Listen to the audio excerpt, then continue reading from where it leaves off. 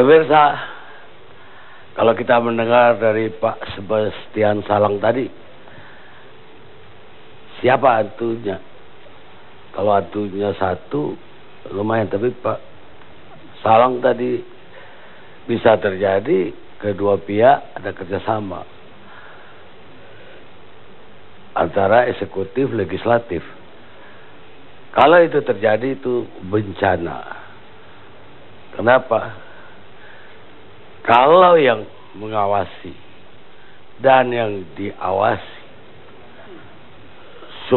sudah sama-sama korupsi, siapa lagi yang akan mengawasi mereka? Kata penyair Romawi, Decimus Juvenal. Kita lanjutkan diskusi kita. Sekarang saya ke Pak Rudin Akbar. Ada yang Pak Rudin mau tambahkan dari dua rekan Pak Rudin? Baik, terima kasih Pak Karni. Ini kalau kami memberi judul sebenarnya, ini Pak Basuki cari gara-gara. Ya, cari gara-gara. Karena begini, gubernur-gubernur sebelum ini, termasuk Pak Jokowi, itu nggak pernah tidak mengirimkan hasil keputusan dalam rapat paripurna, termasuk Pak Sutioso yang 10 tahun menjadi gubernur. Jadi setelah bahasan bolak-balik segala macam, kita sidang paripurna ketok palu, maka APBD sudah sah. Nah, selanjutnya undang-undang mengatakan kirimlah ini oleh gubernur ke Kementerian Dalam Negeri untuk dievaluasi. Mungkin ada yang melanggar undang-undang, ada yang tidak benar dan sebagainya, untuk diberi catatan. Nah, ini enggak, dia kirim yang lain, barang yang lain ke Kemdagri. Kemdagri kasih tahu ke Dewan 4 Februari. 5 Februari pimpinan Dewan bilang bahwa itu bukan yang kita sahkan, bukan yang kita sepakati.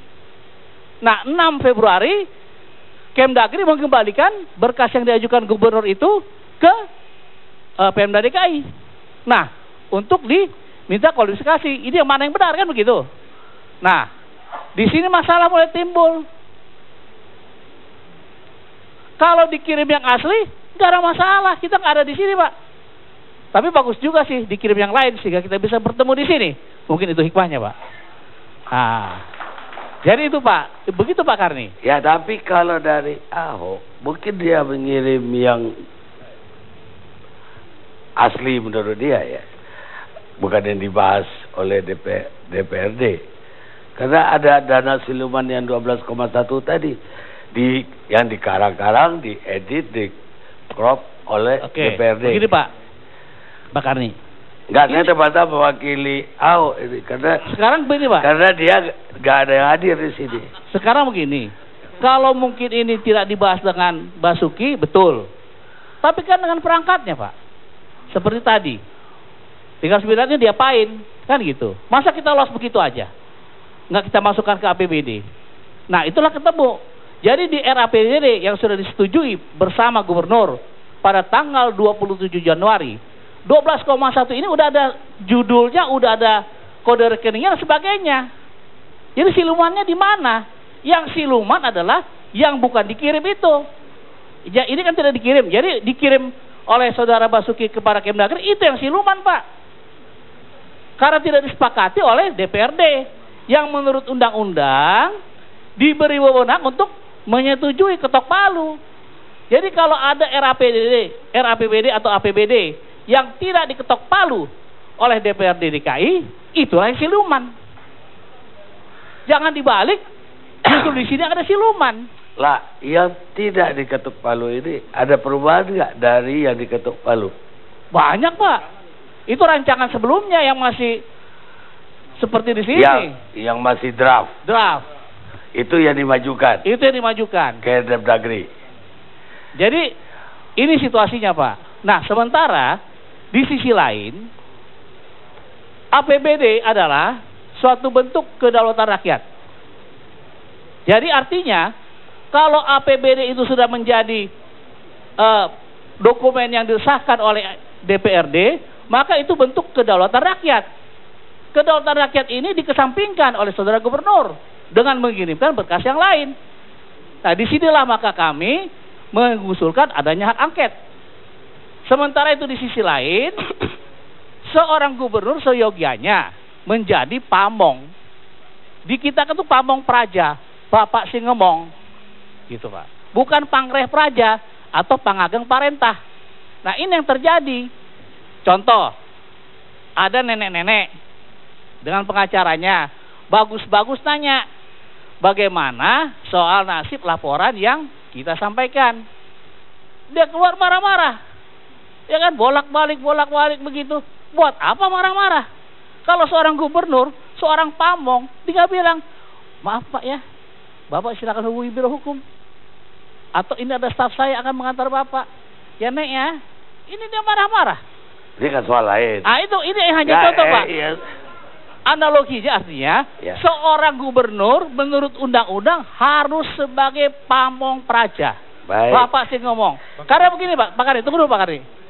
Karena begini, waktu Presiden Jokowi masih jadi gubernur DKI, ini nggak terjadi Pak. Pak Jokowi itu selalu bilang, sudah atur sing bener sesuai dengan undang-undang.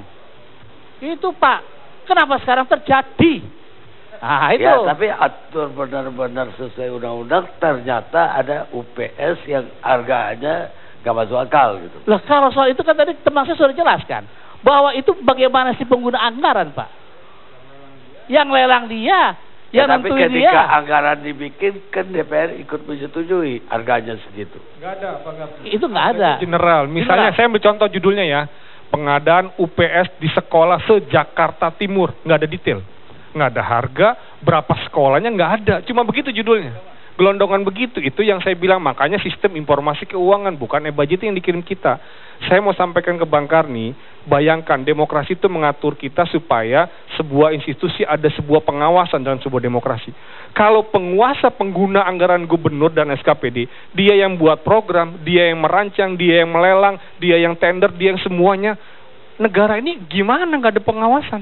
Nggak ada pembahasan melibatkan sebuah institusi kedewanan. Kenapa saya bilang gitu? Karena yang sudah dibahas tidak dikirim, artinya tidak perlu lagi. Makanya saya udah bilang kalau mau begitu jangan minta dibahas, kirim langsung saja. aja. Iya dong, Depdagri silakan mengesahkan, kita ikut. Sekarang saya ke Nasdem. Pak Rio Capella. Bagaimana Nasdem dalam hal ini? Awalnya Nasdem ikut tanda tangan untuk angket. Sekarang katanya mencabut, benar?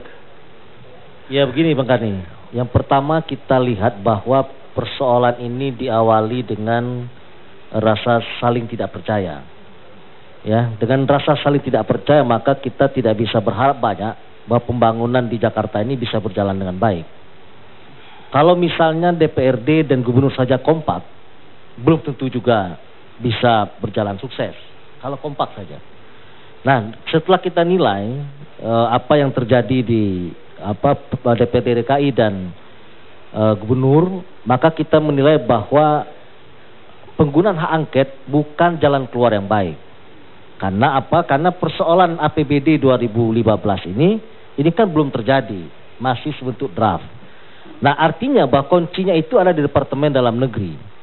Makanya kita harapkan dalam statement kita itu Departemen Dalam Negeri atau pemerintah pusat Sekju Menteri Dalam Negeri kemudian memanggil DPRD dan gubernur untuk menyelesaikan persoalan ini.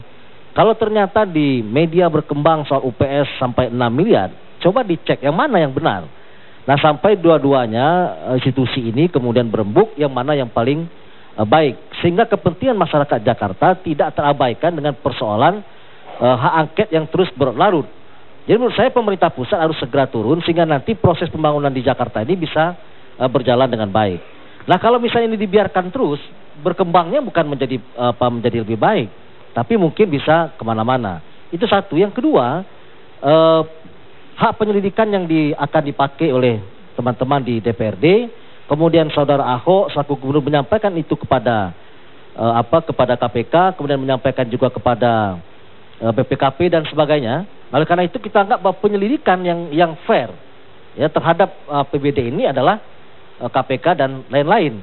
Karena apa? Di KPK itu ada fungsi pencegahan. Misalnya kalau UPS harga 6 miliar, walaupun tadi Pak Sanusi mengatakan itu gelondongan.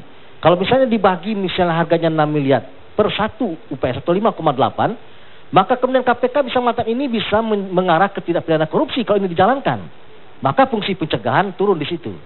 Jangan sampai nanti ini dijebak terus berjalan, kemudian setelah itu baru KPK turun dan menyatakan terjadi tindak pidana korupsi dalam APBD 2015. Ini yang harus kita cegah. Jadi kita menginginkan agar DPRD... Kalau 2014 sudah terjadi. Ya, kalau silakan. KPK turun, Ya. bukan pencegahan lagi, penindakan. Ya, kalau 2000 kan disampaikan oleh Saudara Ahok 2012, 2013, 2014 dalam APBD-nya dilaporkan ke KPK. Ya silakan saja. Itu sudah tanggung jawab Ahok dan teman-teman yang lain. Artinya walaupun 2012 dilaporkan kepada KPK, BPK itu tentu sudah turun untuk mengecek APBD-nya apakah ada kerugian negara ataukah mungkin pelaksanaannya benar dan sebagainya. Tetapi dalam khusus persoalan 2015, menurut saya bahwa ini tidak boleh dibiarkan terus berkembang, tapi kemudian pemerintah pusat menyelesaikan ini, karena ada dua dokumen. Satu dokumen yang disampaikan kepada Menteri Dalam Negeri oleh Ahok, dan teman-teman di DPR mengatakan, bukan dokumen yang kami maksudkan.